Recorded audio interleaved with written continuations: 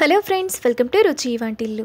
ఈరోజు మనం ఆలూ కుర్మా చాలా టేస్టీగా ఎలా తయారు చేసుకోవాలో చూద్దాము. ఈ ఆలూ కుర్మా చపాతీ, పులావ్, రోటీ ఇంకా పూరీలోకి చాలా టేస్టీగా ఉంటుంది. చాలా సింపుల్గా ప్రిపేర్ చేసుకోవచ్చు. సో లేట్ చేయకుండా వీడియోలోకి వెళ్ళిపోదాం.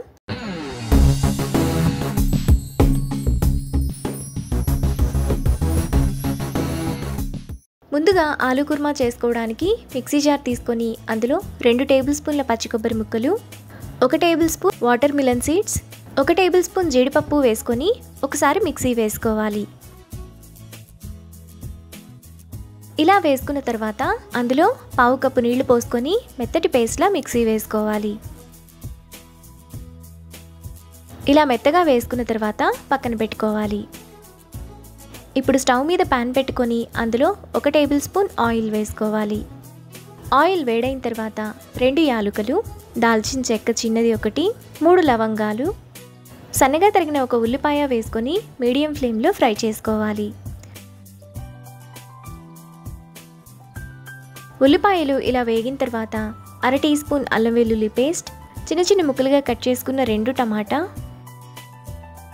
టేస్ట్కి తగినంత ఉప్పు, 1/2 టీ స్పూన్ పసుపు, 1 టీ స్పూన్ కారం, 1 టీ స్పూన్ ధనియాల పొడి, 1 టీ స్పూన్ గరం మసాలా వేసుకొని మీడియం ఫ్లేమ్లో మసాలాలోని ఆయిల్ అంతా సైడ్స్కి వచ్చేంత వరకు కలుపుకోవాలి.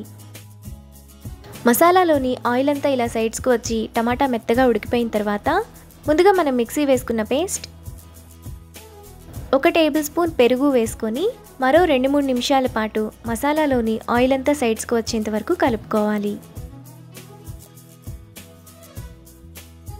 ఇలా కలుపుకున్న తర్వాత అందులో పావు కిలో ఉడికించిన బంగాళదుంపలను వేసుకోవాలి. బంగాళదుంపలను ఇలా చిన్న చిన్న ముక్కలుగా చేసుకొని వేసుకోవాలి. ఇప్పుడు 1 గ్లాస్ నీళ్లు పోసుకొని కలుపుకోవాలి. ఇలా కలుపుకున్న తర్వాత మూత పెట్టి మధ్య మధ్యలో కలుపుతూ 15 నిమిషాల పాటు మీడియం ఫ్లేమ్లో ఉడకనివ్వాలి. 15 నిమిషాల తర్వాత ఆలూ కుర్మాలో 1/2 టీ స్పూన్ కసూరి మేతి, 2 పచ్చిమిరపకాయలు, సన్నగా తరిగిన కొత్తిమీర కొద్దిగా, 5-6 పుదీనా ఆకులు కూడా వేసుకోవాలి. ఇప్పుడు కొద్దిగా కరివేపాకు వేసుకొని మరో నిమిషం పాటు కలుపుకోవాలి.